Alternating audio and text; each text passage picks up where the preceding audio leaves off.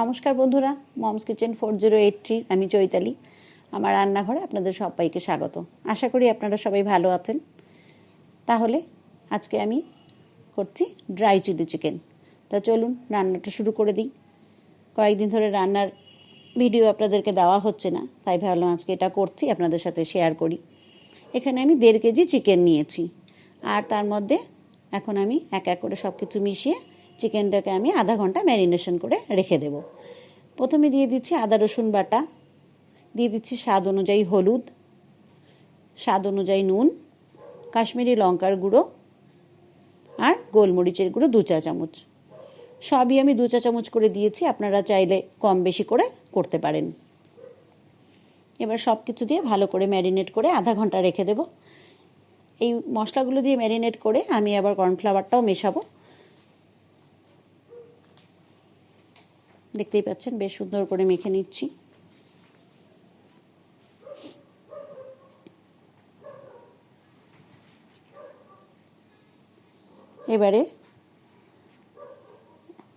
এবারে কর্নফ্লাওয়ার দিয়ে দিলাম। কর্নফ্লাওয়ারও আমি 2 চা চামচ দিলাম। কর্নফ্লাওয়ার দিয়ে বেশ ভালো করে মেখে আমি আধা ঘন্টা রেখে দেব। মাংসের টুকরোগুলো মিডিয়াম সাইজের আছে, আর একটা লেগ পিস আছে, আমার বাড়ির এক সদস্য আছে, তার লেগ পিস লাগবেই সেজন্য। এবারে কড়াতে সাদা তেল গরম হয়ে গেছে, মাংসের টুকরোগুলো আমি বেশ সুন্দর লাল করে ভেজে নেব। পুরো রান্নাটাই আমি সাদা তেলে করব। আপনারা চাইলে সাদা তেল সরষের তেল মিশিয়েও করতে পারেন, তবে আমি পুরোটাই সাদা তেলেই করব। ভালো করে ভেজে নিচ্ছি। এদিকে আমার ক্যাপসিকাম, পেঁয়াজ আর রসুন কেটে রেডি করে রেখেছি, আর কয়েকটা কাঁচা লঙ্কা চিড়ে রেখেছি। এই রান্নাটা পেঁয়াজের ওপরেই হয়, আর তো বেশি কিছু মশলা লাগে না। মাংসগুলো বেশ সুন্দর করে ভাজা হচ্ছে। এইভাবে ড্রাই চিলি চিকেন করলে খেতে খুব ভালো লাগে, আর টেস্টও খুব সুন্দর হয়। উপকরণও খুব বেশি লাগে না, ঘরোয়া উপকরণ দিয়ে রান্নাটা হয়ে যায়। আর এখন তো কর্নফ্লাওয়ার এগুলো সবার বাড়িতেই মোটামুটি থাকে। এইভাবে আপনারা ড্রাই চিলি চিকেন করবে, বাচ্চাদের খুব ভালো লাগবে খেতে, বড়দেরও খুব ভালো লাগে। আমার রান্নাগুলো আপনাদের কেমন লাগছে বন্ধুরা আমাকে কমেন্ট করে জানাবেন, এবং আমার চ্যানেলটিকে অবশ্যই সাবস্ক্রাইব করবেন, এবং আমার রান্নাগুলো যদি ভালো লাগে তবে একটু শেয়ার করে দিয়েন, এই অনুরোধ রইল।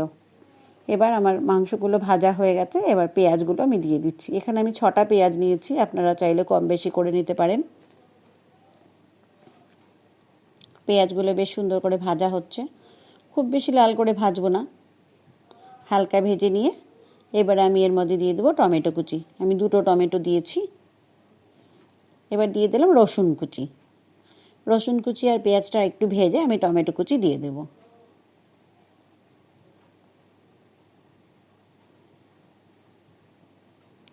রসুন মোটামুটি 2-3টে লাগবে,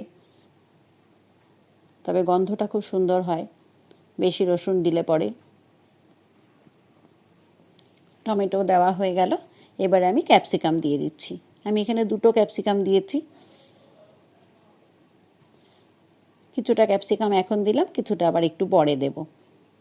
এবার আমি চিকেনটা দিয়ে দিচ্ছি। সব কিছু বেশ ভালো করে নেড়ে চেড়ে কিছুক্ষণ হতে দেব।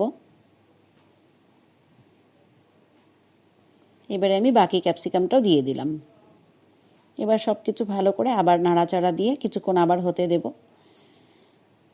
এদিকে আমি একটা পাত্রে কিছুটা টমেটো সস, সয়া সস আর কাশ্মীরি লঙ্কার গুঁড়ো জল দিয়ে একটা পেস্টের মতন করে নেব।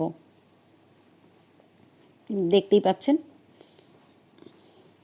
জল দিয়ে গুলে একটা পেস্টের মতন করে নেব। এটাই আমি দেব।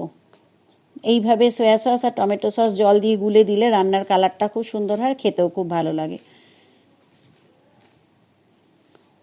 অনেকটাই হয়ে এসছে, এবার আমি ওই মিশ্রণটা দিয়ে দেব। দেখতেই পাচ্ছেন কালারটা কি সুন্দর হয়েছে। এইভাবে মিশিয়ে দিলে কালারটা খুব সুন্দর হয়, আর খেতে তো অবশ্যই ভালো লাগে।